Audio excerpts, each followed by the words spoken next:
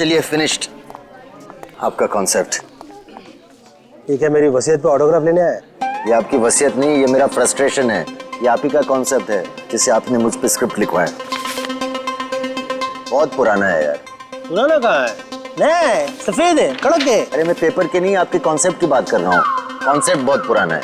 पुराना क्या है? कुछ भी नहीं है। कितने सालों से यही चलता आ रहा है। अरे हीरोइन भाग के गले मिलते तो मिलने दे, गाने बजते तो बजने दे। आजकल तो सेंसर की प्रॉब्लम भी नहीं है। देखिए मैं क्या बोल रहा हूँ सर, हम कुछ हटके ट्राई नहीं कर सकते हैं? कुछ अलग, कुछ नया। हटके क्या है? कुछ भी नहीं है। देख, मैं तुझे फिल्म बनाने का फॉर्मूला समझा था। यहां से हम लोग ने हॉलीवुड का रोमांस ली, अब वहां से जापानीज फिल्म की हम लोगों ने कहानी ली। अब परायों से इतना ले रहे हैं तो अपनों को छोड़ेंगे? कैसे छोड़ेंगे? पकने दे। अब मैं इसमें कॉमेडी डाल रहा हूं। ये कॉमेडी, ये कॉमेडी, ये कॉमेडी। एनीवे देखिए सर, मैं बहुत डिप्रेस्ड हूँ। मेरा अभी अभी ब्रेकअप हुआ है, मेरा दिल टूटा हुआ है। मैं आपकी कॉमेडी फिल्म नहीं लिख सकता हूँ। तो दिल टूटा है ना, पेन कहाँ टूटा है? मैं तुझे आइडिया देता हूँ। एक विलन वहां से चल के यहां आके और एग्रीमेंट पे साइन करने के लिए कहता है। सामने वाली पार्टी तैयार नहीं।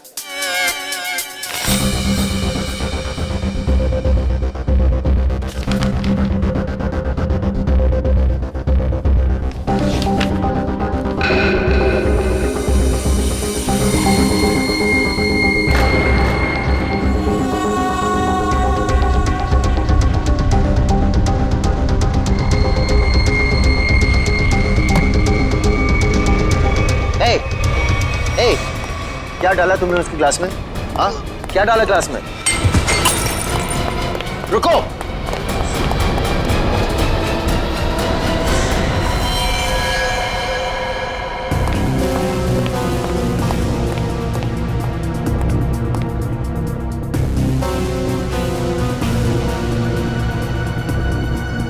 ये तो उस आदमी ने इसे मारा है। मैंने अपने आंखों से देखा। उसने इसके ग्लास में जहर डाला था। तो क्या करे? निकले? ऐसी सिचुएशन में सब एक ही काम करते हैं, सीआईडी को बुलाते हैं।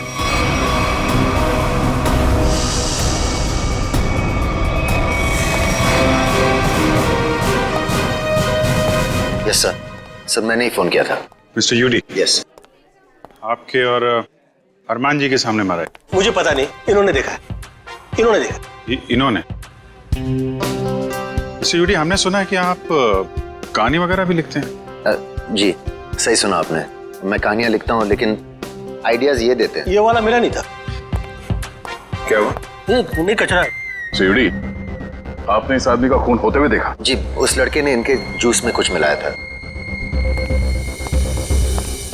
ये लैपटॉप उसी का है, छोड़ के भाग गया। भागते चोर की लंगोटी छोड़ गया? मतलब चोर निकल लिया, लंगोटी छोड़ गया। इसमें तो कुछ भी नहीं, खाली। कमाल है, हिम्मत तो देखो उसकी। इतने लोगों के सामने जूस में जहर मिला के मार डाला इसे, और फिर यहाँ से भाग भी गया। सर मैंने उसे पकड़ने की कोशिश की लेकिन वो... अरे राइटर पेन पकड़ सकते हैं, मुझे नहीं। छोड़िए, हम लोग निकले हैं। हाँ, आप लोग जा सकते हैं, मगर जरूरत पड़ी तो आप दोनों को फिर मिलना पड़ेगा। मेरी तो नहीं पड़ेगी, शायद इनकी पड़ जाए। राइटर है, लिख के देगा। कर ली। सर, हम लोग यूडी जी का फोन नंबर और एड्रेस लेके आते हैं। अरमान जी, अरमान जी, अरमान जी, आप तो रियल लाइफ में भी स्टार है। मैं आपका बहुत बड़ा दीवाना हूँ। वो तो आपकी एज से नजर आ रहा है। मैं बचपन से आपकी फिल्में देखते आ रहा हूँ। तो फिल्में डिस्कस कीजिए ना, एज क्यों डिस्कस करना है? कितने बढ़िया डांस करते हैं आप। Thank you so much. देखिए, यहाँ पे कोई मर गया है और आपको इनकी डांस की पड़ी हुई है। अब अरमान जी, ये कौन है? इन्होंने मेरी फिल्म लिखी है, ये यूडी है। ओह, फिल्म आपने लिखी है? जी। Very good, very good. अरे, फिल्मों में गाने वाले डाले हैं कि नहीं? Of course. मुझे बहुत सारे गाने चाहिए। सर का डांस हमें बहुत पसंद है सर। हाँ, अरमान जी, अगर आपको क्राइम फिल्म में किसी जांबाज पुलिस ऑफिसर की जरूरत पड़ेगी ना तो मुझे बुला लेना। मुझे अच्छा डांस करना भी आता है। दिखाओ दिखाओ। जो देखा ना वो काफी है। हम निकले। अरे कहाँ जा रहे हैं आप? अरमान जी, वैसे आप यहाँ क्यों आए थे? हम लोग की फिल्म हैप्पी एंडिंग के प्रमोशन के लिए आए थे, जो कि 21 नवंबर को रिलीज हो रही है। सुपरहिट फिल्म है, कॉमेडी है, धमाल है, बेमिसाल है। अपने परिवार के साथ देखना जरूर देखूंगा। मैं अपनी वाइफ को साथ में लेके जाऊंगा और स्क्रीन के सामने डांस भी करूंगा। आप सीआईडी है ना? हाँ, आपको कोई शक है क्या? नहीं, हमारी तरफ से आप सबको शुक्रिया। आपकी वजह से हम सब सेफ हैं। वो तो है। निकले चले। अरे एक सेकंड जरा बताइए ना कि अगली बार आपसे कब मिलेंगे? 21 नवंबर को अपनी नजदीकी थिएटर में। आपका फोन नंबर और एड्रेस चाहिए था। This is my card. Best luck for your film. Thank you so much. Best luck sir. Thank you so much. कर लिए।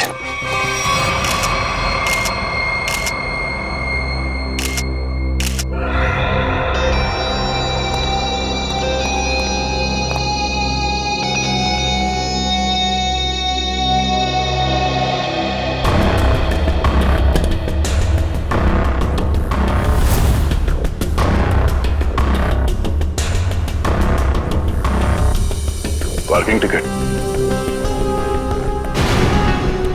प्रतीक, ये आदमी यहाँ होटल में ठहरा था या कहीं बाहर से आया?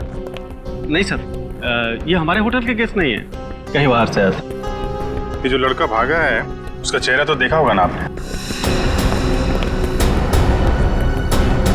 हाँ सर, देखा है। उसका स्केच बनवाइए जरा। Okay sir. और ये पार्किंग टिकट है, मतलब किसी गाड़ी से आया था। देखो जरा। जी सर। इस पे जो गाड़ी का नंबर लिखा हुआ है ना? जी। देखो गाड़ी कहाँ पे है। जी सर। फ्रेडी, वॉचमैन से पता करो जो आदमी यहाँ से भागा था वो यहाँ से बाहर गया कैसे। Yes sir.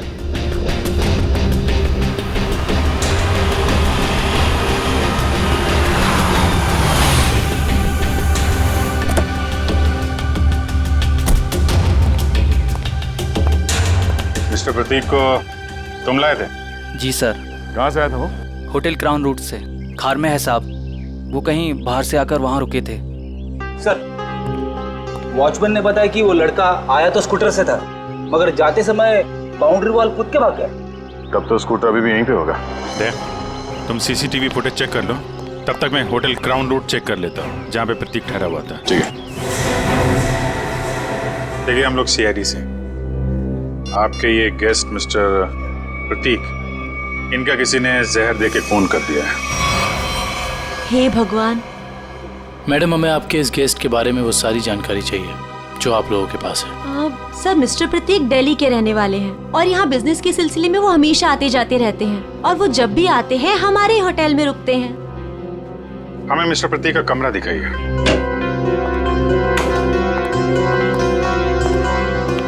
कमरा चेक कर लो जरा।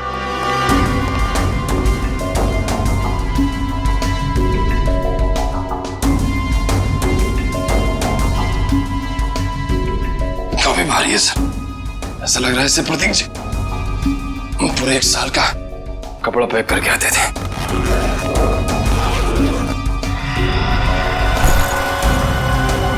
बैग तो खाली है।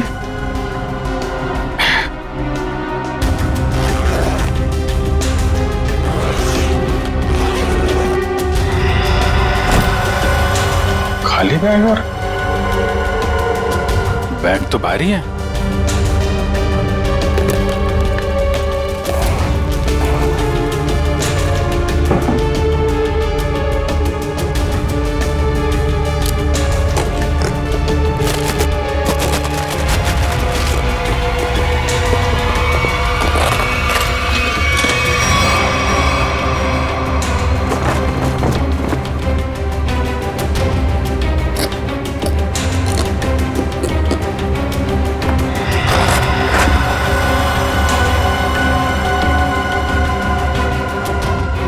पैसे छुपा के रखा है। ये प्रतीक आदमी तो गड़बड़ है। कौन कौन आता था इससे मिलने के लिए? एक लड़की इनसे हमेशा मिलने के लिए आती थी और ये दोनों घंटों बैठकर बातें किया करते थे। प्रतीक जीतू से डांटा भी करते थे और वो लड़की कल भी इनसे मिलने के लिए आई थी। कौन है वो लड़की? सर, अवंतिका। अवंतिका?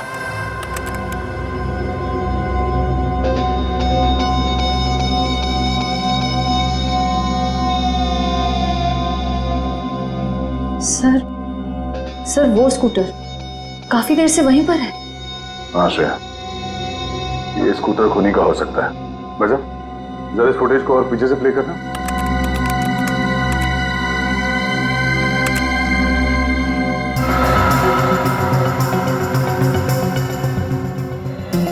सर, यही वो आदमी। जरा पॉज करो।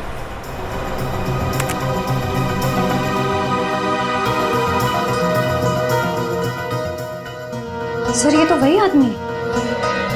हाँ श्रेया, स्कूटर का नंबर लेकर आरटीओ से पता करो ये स्कूटर किसके नाम से रजिस्टर्ड है और उसका एड्रेस है क्या।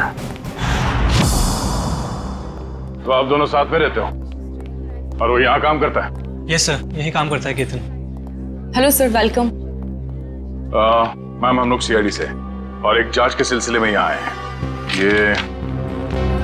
ये आदमी केतन यहाँ पे वेटर है ना? हाँ सर, ये तो केतन ही है। इस केतन ने एक आदमी को जहर देके मार डाला और अब फरार है। इसी की तलाश में हम लोग यहाँ पर आए हैं। लेकिन सर, ये तो काम छोड़कर जा चुका है यहाँ से। पर केतन किसी का खून नहीं कर सकता। एक मिनट, वो कुछ दिन पहले काम छोड़ चुका है? हाँ मैम, ये एक दिन ड्यूटी के बीच में से ही चला गया था और फिर लौटकर आज तक नहीं आया। कहाँ चला गया वो? सर, एक लड़की थी, मतलब शायद है, उसके साथ गया था वो। कौन लड़की? सर, एक कस्टमर थी हमारी। करीब 1 महीने पहले से उसने हमारे कॉफी शॉप में आना शुरू किया था। वो रोज आती थी।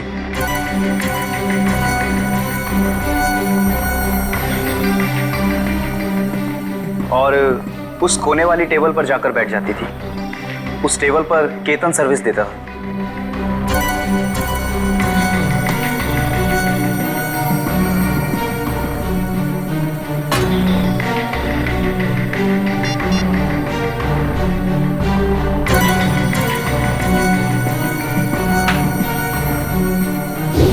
सर, केतन ने उसका नाम भी बताया था हमको। क्या नाम बताया था लड़की का? सर, अवंतिका। अवंतिका? श्रेया, यही नाम था ना उस लड़की का भी जो 1-2 दिन पहले प्रतीक से मिली थी? हाँ सर। फिर क्या हुआ? लेकिन अजीब बात यह थी कि वो लड़की एक दिन आदमी से मिलती थी और दूसरे दिन एक औरत से। दोनों से अलग अलग घंटों बातें करती थी, मगर कभी भी दोनों से एक साथ नहीं मिली वो। उन तीनों ने अचानक ही आना बंद कर दिया। अवंतिका की राह देखते देखते केतन निराश हो गया। किसी काम में उसका मन ही नहीं लगता। Ketan, what's wrong with you? तुम्हें हो क्या गया अचानक? तुम ना ही तो पहले की तरह सर्विस देते हो और ना ही ऑर्डर ठीक से लेते हो। और तो और तुम उस टेबल पर लोगों को बैठने से मना क्यों करते हो? Sorry ma'am. देखो, सॉरी वॉरी यहाँ नहीं चलेगा। तुम्हें काम करना है तो ठीक से करो, वरना छुट्टी लो।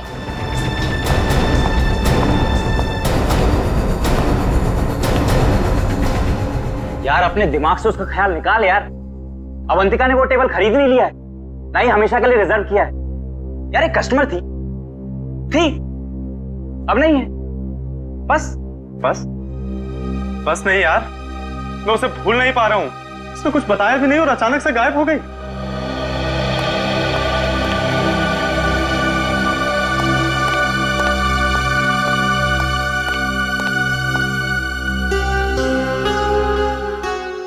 और सर, तभी कैफे के बाहर कोई आया और केतन उसे देख के तुरंत बाहर चला गया। क्या हालत क्या बना रखी है तुमने?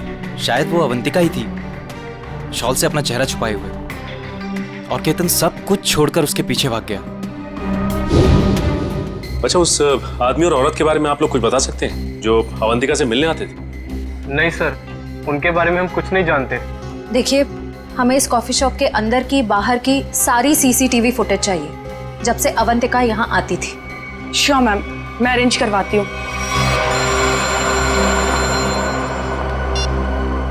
और डॉक्टर साहब, क्या बात कर रहे हैं सर आप? पर ऐसे कैसे हो सकता है? ठीक है सर, मैं एसीपी साहब से बात करता हूं।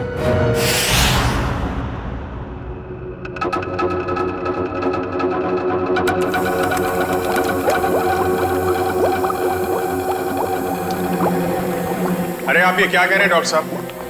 हमारी जांच गलत दिशा में चल रही है। बिल्कुल गलत दिशा में चल रही है। आप लोगों का मानना है कि प्रतीक ने जूस पिया और मर गया। हाँ? वेल, जो देखा गया और जो सुना गया वो पूरा सच नहीं है। प्रतीक ने जो जूस पिया था उसका केमिकल टेस्ट करने के बाद हमें यह पता चला कि उसमें कोई जहर नहीं था बल्कि एक ड्रग था। ड्रग? हाँ, लेकिन प्रतीक ने जूस पिया और जूस पीते ही मर गया ना वो। यही तो सबसे ज्यादा चौंकाने वाली बात है अभिजीत। इस ड्रग की वजह से किसी इंसान को कुछ वक्त के लिए पैरालिसिस तो हो सकता है, उसे लकवा तो मार सकता है, लेकिन कोई मर नहीं सकता है। तो फिर इसकी मौत हुई कैसे? अभिजीत, प्रतीक का खून प्रतीक के खून नहीं किया। लो, फिर शुरू हो गए पहली पे पहली। अरे साफ साफ बताइए ना सर। साफ साफ बताता हूं, आओ मेरे साथ आओ।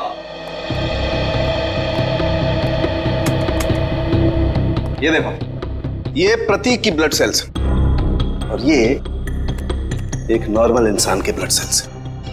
दोनों में फर्क है और फर्क ये है कि प्रतीक को थैलेसीमिया है। थैलेसीमिया जो हीमोग्लोबिन की गड़बड़ी से होता है? बिल्कुल अभिजीत। और ऐसे रोगियों को जिंदगी भर किसी स्वस्थ इंसान के खून की जरूरत पड़ती है और हाल ही में किए गए ऐसे ही किसी ब्लड ट्रांसफ्यूजन ने प्रतीक की जान दी। ओह, मतलब हाल ही में जो प्रतीक को खून दिया गया था उस खून में गड़बड़ी थी। बिल्कुल, और इस खून में टॉक्सिन्स मिलाए गए थे। मतलब इस खून को जानबूझकर जहरीला बनाया गया था जिससे इसकी मौत हो गई। प्रतीक के मरने की शुरुआत तो कुछ दिन पहले ही हो चुकी थी। केतन उसके जूस में कुछ डालता या नहीं डालता, इसकी मौत तो पक्की थी। सर, इसका मतलब खूनी केतन नहीं, कोई और है। हाँ, लेकिन केतन ने भी तो इसे पैरालाइज करने की कोशिश की थी। अब ये कौन है जिसने इसकी बीमारी का फायदा उठाया और इसकी जान ले ली? एक आदमी और दो दुश्मन। हाँ जी, मुझे 1 महीने के सारे कॉल रिकॉर्ड डिटेल्स चाहिए और खास करके 24 घंटे के।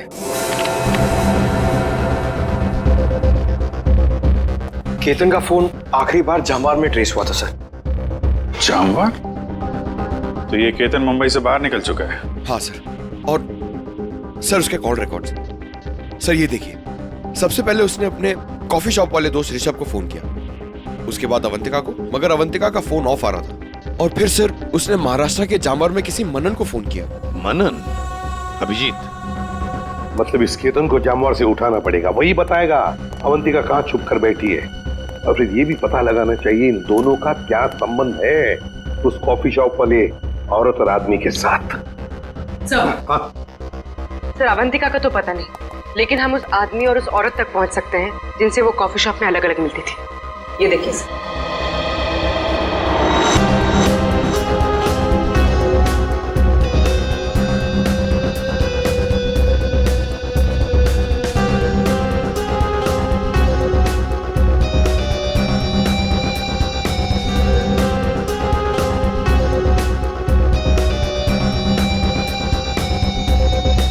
ये लोग तो काफी अमीर दिखते हैं सर, फिर भी यहाँ आने के लिए अपनी कार की बजाय टैक्सी का इस्तेमाल किया है। वही तो अभिजीत, एक टैक्सी के नंबर प्लेट से उनके ड्राइवर्स का पता चल जाएगा और ये ड्राइवर्स हमें बताएंगे इस अमीर आदमी और औरत के बारे में।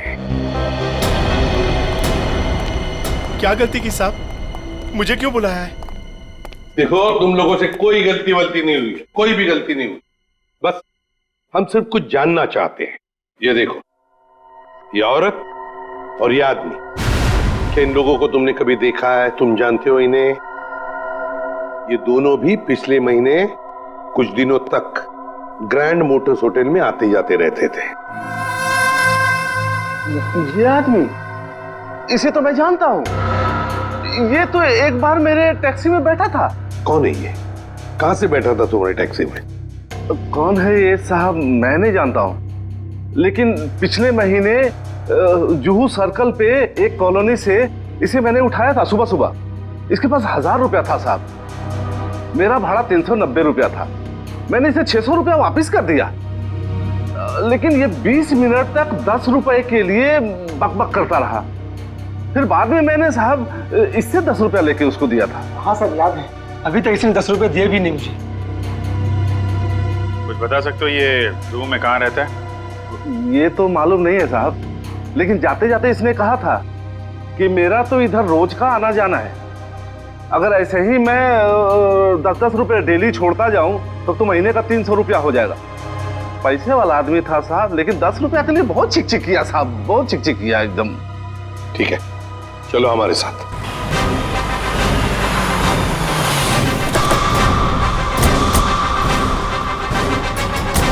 कहाँ पे?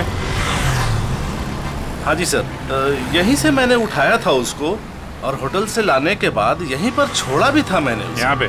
जी। यहीं आसपास कहीं रहता होगा। आसपास चेक करो, पूछो लोगों से।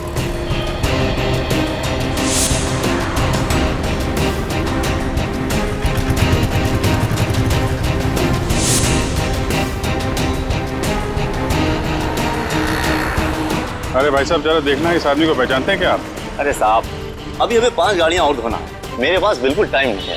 अरे यार, थोड़ा टाइम निकालो ना काम से, लोगों की मदद भी क्या करो भाई। ठीक है साहब, लाइए दिखाइए फोटो। ये देख। अरे ये तो अपने निरंजन साहब हैं। निरंजन साहब? हाँ साहब, ये यहीं तो रहते हैं। वो सामने वाले दूसरे बंगले में, बंगला नंबर 707। और हाँ साहब, इनकी तीनों गाड़ियां रोजाना मैं ही धोता हूँ। अच्छा, थैंक यू वेरी मच। 707 ना? जी हाँ, 707। Thank you.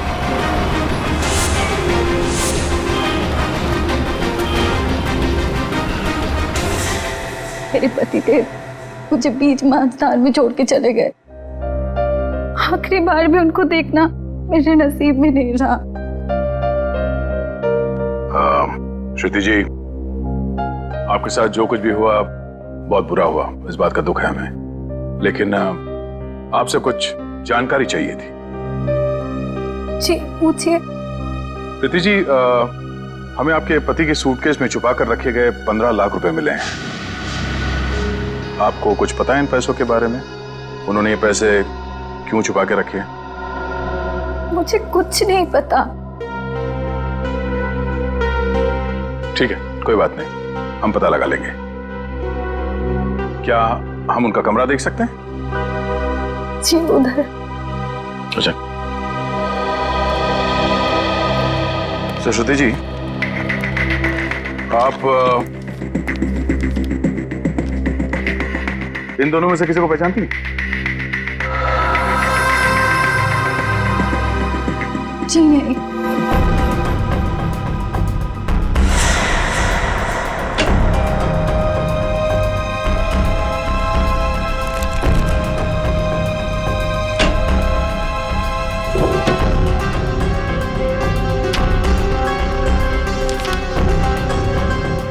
ये प्रतीक ऐसा क्या काम करता था कि अलग अलग अकाउंट से इतने सारे पैसे आए हैं यहाँ पे?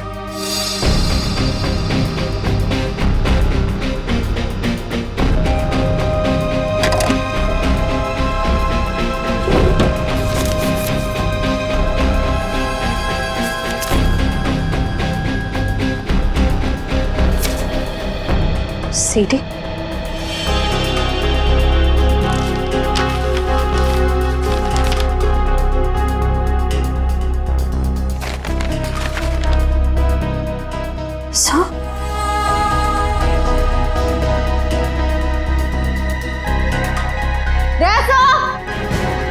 आशा, ये देखिए।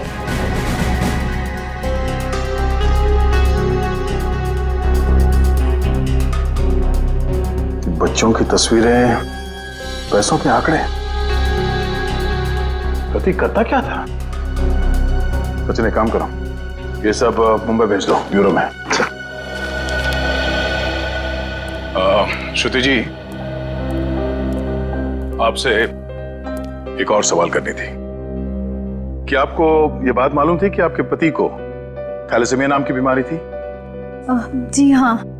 और इस बीमारी के पेशेंट को कुछ दिनों में अपना खून बदलना पड़ता है। तो आखिरी बार आपके पति ने कौन से हॉस्पिटल में अपना खून बदला था? यही दिल्ली में सिटी हॉस्पिटल।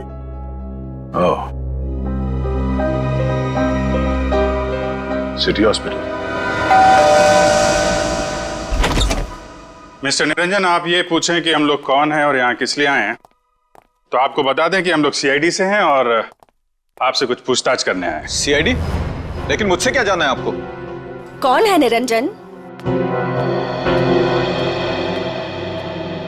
विशाखा, ये लोग सीआईडी से हैं और लगता है हमारे बारे में काफी कुछ जानते हैं। जी हाँ, और अब ये जानना चाहते हैं कि ग्रैंड मोटर्स के कॉफी शॉप में आप दोनों अवंतिका से मिलने अलग अलग जाते थे और यहाँ एक साथ दिख रहे हैं, क्या मच रहा है?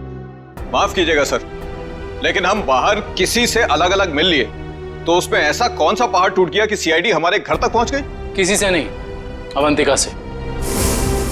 हमेशा कह कि दिल्ली के एक बिजनेसमैन मिस्टर प्रतीक के खून में उसका हाथ है। नहीं नहीं, अवंतिका कभी ऐसा नहीं कर सकती। बहुत विश्वास है आपको अवंतिका पे? आखिर वो हमारी बेटी है। आप दोनों पति पत्नी हैं?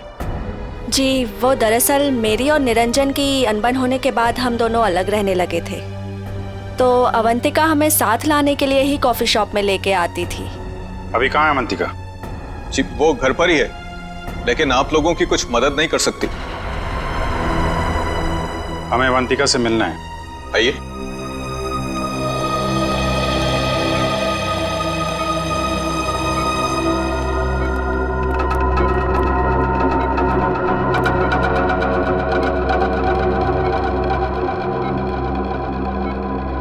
क्या हुआ इसे? सीढ़ियों से गिर गई थी, सिर में चोट लगी है, तब से कोमा में है। डॉक्टर्स ने कहा है कि कुछ महीनों में इसे होश आ जाएगा, इसीलिए इसे हम घर ले आए और घर से ही सारा ट्रीटमेंट चला रहे हैं। नर्स मिशा इसकी देखभाल के लिए पूरे दिन घर पर ही रहती है। मिशा, कैसी हालत है अवंतिका की? सर, अभी तो कुछ कह ही नहीं सकते कि इन्हें कब होश आएगा।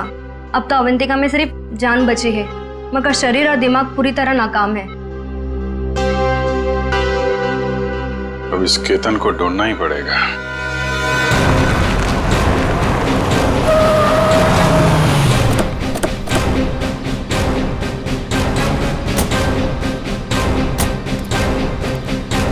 सुनिए जी, ये मनन कहाँ पे? वो वहां पे।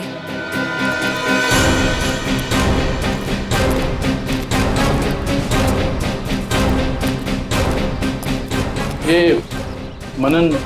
हाँ जी, आप कौन? जरा केतन को बुलाओ, से मिलना है। कौन केतन?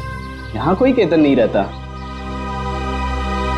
देखो, केतन ने तुम्हें आखिरी फोन किया था, इसलिए तुम्हारे तक पहुंचे हैं। अब अगर झूठ बोलोगे तो तुम्हें भी साथ में ले जाएंगे। कहाँ ले जाएंगे? वहीं जहाँ बिगड़े हुए लोग ठीक किए जाते हैं, मुजरिमों की मरम्मत की जाती है। अगर केतन यहाँ पे निकला तो उसको छुपाने के गुनाह में तुम्हारी भी मरम्मत हो जाएगी, समझे तुम? नहीं नहीं साहब, ऐसा मत कीजिए। वो अंदर छुपा है, उसके चक्कर में मैं नहीं फंसना चाहता।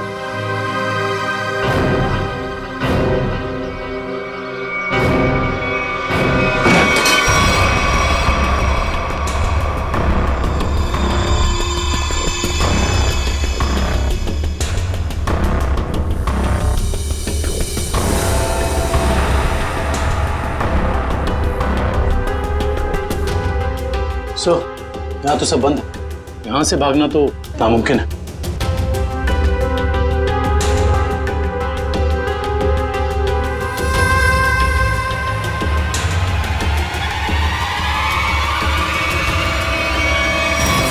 आ जाओ।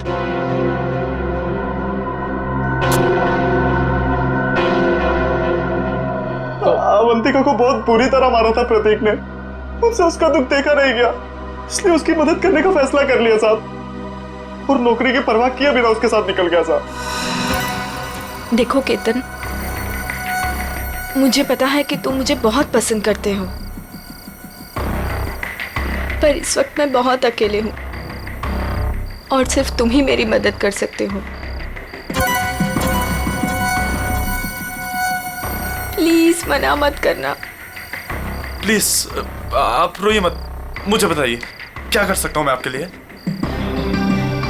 एक आदमी है प्रतीक, मुझे उसके चंगुल से बचा लो, वरना तुम इस अवंतिका को हमेशा के लिए खो दोगे। मैं आपको कुछ नहीं होने दूंगा। ये रहे मेरे पापा के जायदाद के कागजात, इसे प्रतीक को दे देना और इसे भी। जब प्रतीक जूस पीते नीचे गिर पड़ा तो मुझे लगा अवंतिका ने मेरे हाथों से जहर दिलवाकर मरवा दिया साहब। मैं डर गया साहब, मैं डर के वहां से भाग गया साहब।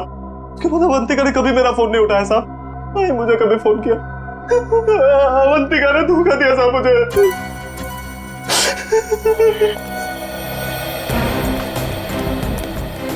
सर ये प्रतीक आखिर अवंतिका से चाहता क्या था?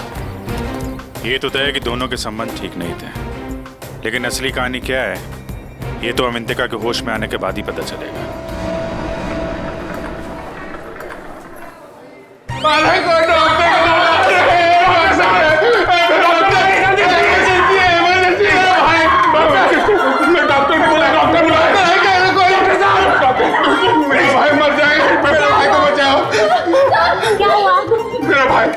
ओ प्रतीक भैया वो मर जाएंगे, उसे बचा लीजिए, डॉक्टर को बुलाइए प्लीज प्लीज। मेरा भाई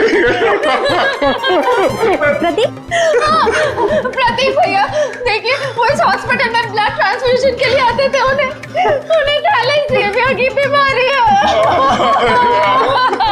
हाँ प्रतीक कैसा है वो? अब तक तो बिल्कुल ठीक थे, अचानक चक्कर आ रहा है उनको और पता नहीं कुछ और क्या हो रहा भैया, सांस लेने में तकलीफ हो रही है। प्लीज डॉक्टर बुलाइए ना, उसी डॉक्टर को जिसने इलाज किया उसका। अच्छा रुकिए, मैं बुलाती हूँ। Please doctor.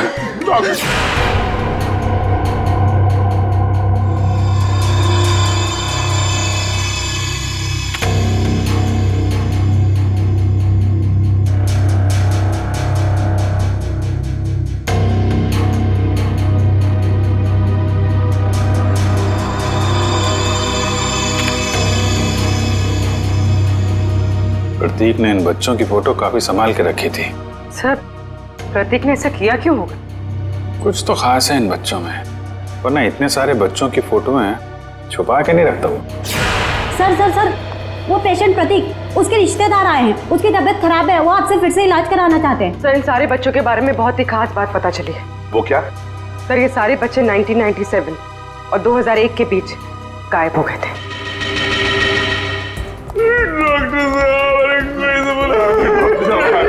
जी कहाँ है प्रतीक? मैंने उसका इलाज किया था। अरे डॉक्टर साहब आपने मेरे भैया प्रतीक का ब्लड ट्रांसफ्यूजन किया था? जी। अरे डॉक्टर साहब मरीज है कहाँ? तो तूने मारा प्रतीक को?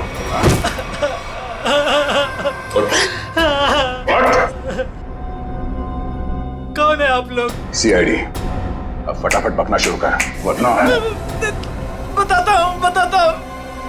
मेरे पास एक आदमी का फोन आया था, उसने मुझसे कहा प्रतीक को जहर मिला हुआ खून देना है जिससे वो मर जाए, इसलिए मैं। शर्म नहीं आती तुम्हें? एक डॉक्टर होके तुमने मरीज का खून किया। सॉरी, वो गलती हो गई। उस आदमी ने कहा था कि मिशा नाम की औरत आएगी और इस काम के बदले अच्छा खासा रकम देगी, तो मैं लालच में आ गया। ओह मिशा। नर्स मिशा इसकी देखभाल के लिए पूरे दिन घर पर ही रहती है। ओह नो, ये मिशा अभी अवंतिका की देखभाल कर रही है। चलो।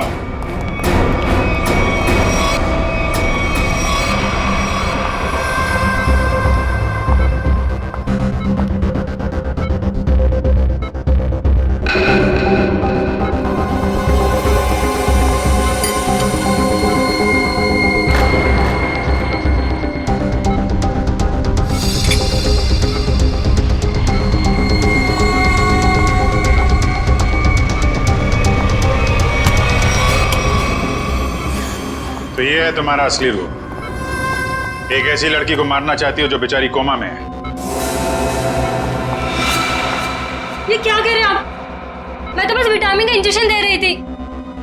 विटामिन का इंजेक्शन है? आप भी काफी कमजोर दिख रही हैं। इनको लगा दो विटामिन का इंजेक्शन। निखिल जरा हेल्प करो। आप लोग जरा चल और दे। नहीं नहीं मुझे इंजेक्शन मत दो। नहीं छोड़ो मुझे। विटामिन का एक छोड़ो मुझे। एक नहीं नहीं इसमें जहर है। छोड़ो मुझे। जहर है इसमें। सीआईडी इतनी रात को मेरे घर में? अरे ये देखिए ना, ये मिशा आपकी बेटी अवंतिका को जहर का इंजेक्शन लगा के मारना चाहती है।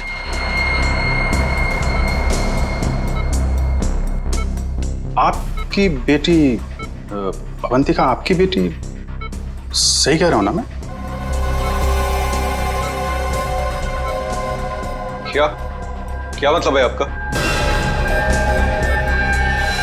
Thank you very much sir. ये तो कंफर्म हो गया। प्रतीक के घर से मिले डीवीडी में जो अमीर लोगों के नाम मिले थे वो खोए हुए बच्चों के पेरेंट्स ही हैं सर। और ये जो नाम के आगे करोड़ों के आंकड़े लिखे हैं ये उनकी संपत्ति के डिटेल्स हैं। तो फिर अभिजीत, ये प्रतीक इस लिस्ट को लेकर क्या कर रहा है? पूरी काम करो, पेरेंट्स की लिस्ट में से किसी भी एक पेरेंट को फोन लगा अभी। सर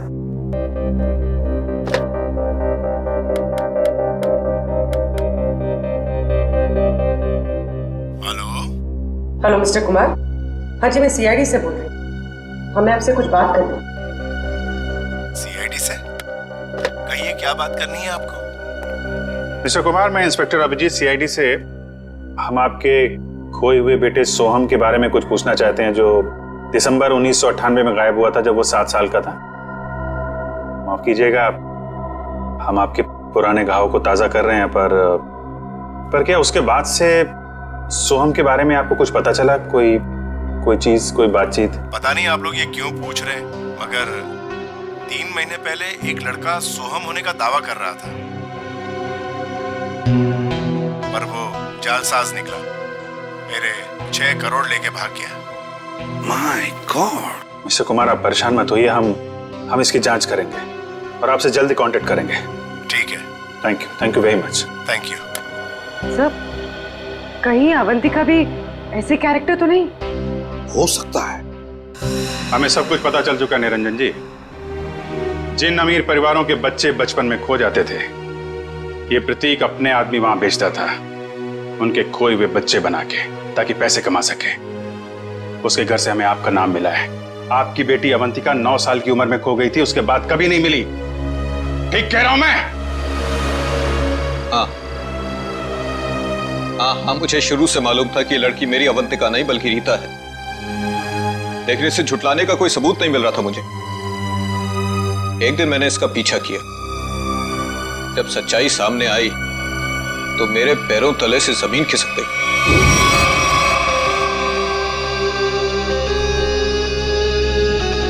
पागल हो गई हो तुम? अरे ये हमारा बिजनेस है रीता। हम उन अमीर लोगों को लूटते हैं जिनके बच्चे उनसे काफी पहले बिछड़ चुके हैं। कुछ देर के लिए नकली सही, लेकिन उनको उनका बच्चा तो मिल जाता है ना, और हमें उनकी दौलत। प्रतीक जी मुझे माफ कर दीजिए, मुझसे अब और ये नाटक नहीं होगा। कैसे नहीं हो सकता? 55 करोड़ रुपए का प्लान है। इस तरह अगर तुम बीच में छोड़ के चली गई तो अरे किए कराए तो पानी फट जाएगा।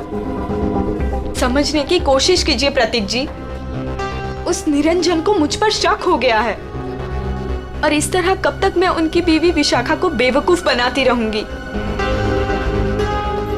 अगर उस निरंजन ने डीएनए टेस्ट करवा दिया तो मैं तो सीधा जेल में चली जाऊंगी।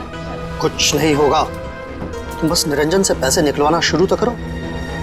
जैसे ही तुम सारे पैसे मेरे हवाले कर दोगी वैसे ही मैं तुम्हें आजाद कर दूंगा। प्रतीक जी मैं फंस जाऊंगी। मेरे अगले ट्रिप तक अगर तुमने मुझे 15 लाख रुपए निरंजन से लाकर नहीं दिए ना तो इस बार भी तुम मेरे हाथों बहुत बुरी तरह मार खाओगी, समझे तुम? मेरी भावनाओं के साथ खिलवाड़ किया था प्रतीक और रीता ने। मुझे लूट कर बर्बाद करना चाहते थे। मैंने इस ईशा की मदद से दिल्ली के उस डॉक्टर को खरीदा और प्रतीक को जहरीला खून चढ़वा दिया। और इस अवंतिका को खुद सीढ़ियों से धक्का दिया। वो मरी तो नहीं, लेकिन कोमा में चली गई। आपके साथ जो हुआ बहुत बुरा हुआ, लेकिन आप कानून की मदद लेने के बजाय खुद मुजरिम बन गए। अब आपको और इस मिशा को जेल जाना होगा, अपने गुनाहों की सजा भुगतने।